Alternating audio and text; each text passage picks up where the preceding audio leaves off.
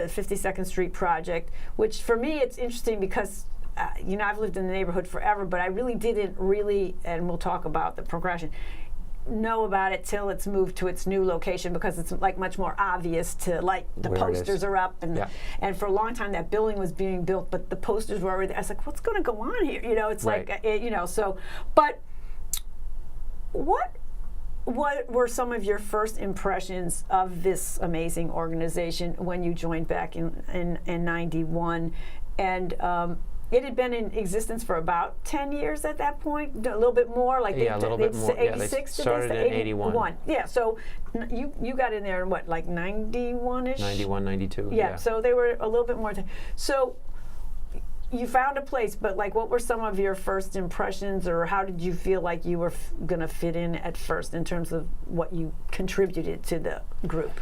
Well, the first one that I saw, I was really intrigued by it, but I thought it was very odd. I mean, it literally, I watched it and I thought, wait, a kid wrote this play? Oh, okay, wow. And then now it's adults that are performing it, and they're actually treating it like, not like it's a kid's play, but like it's a play. They're not sort of, doing like they're really taking it seriously. Mm-hmm. And it was a way of doing theater that I thought at the time, I would never have thought that you could do that. Mm-hmm. And I went to a second show, and it I sort of started to get it, and I started to really get excited about it, and mm-hmm. then I really wanted to be in one of the shows. Mm-hmm. So I got to be in one of the shows, mm-hmm. Acting in a kid's play, and the first time I did it, I just was so excited to be there, and sort of I didn't want to make a mistake, mm-hmm. I thought, I want to come back, so I got to do this right. Mm-hmm. And then the second time I did it, I was more relaxed about it, mm-hmm. and I had the greatest time. It was like mm-hmm. one of my favorite acting experiences is this one play that this kid wrote about an angry, old, surly farmer, and that was me.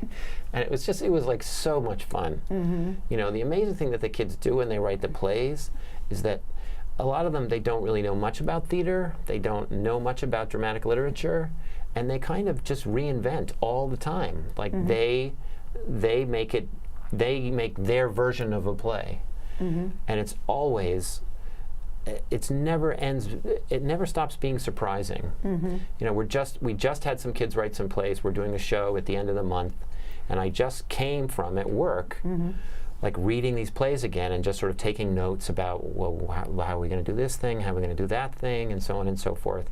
And it's like the experience of reading these plays, I mean, I've been doing it for 17 years, and I never get tired mm-hmm. of the ways in which they write and the things that they come up with. It's just extraordinary. I know, it's amazing, because sometimes I go to those shows, I go, okay, there's a talking piece of toast, or there's yes. It's like, yes. And there's the peanut butter guy, and there's it's like, okay. But I work with young people a lot, so I think it's great, I really think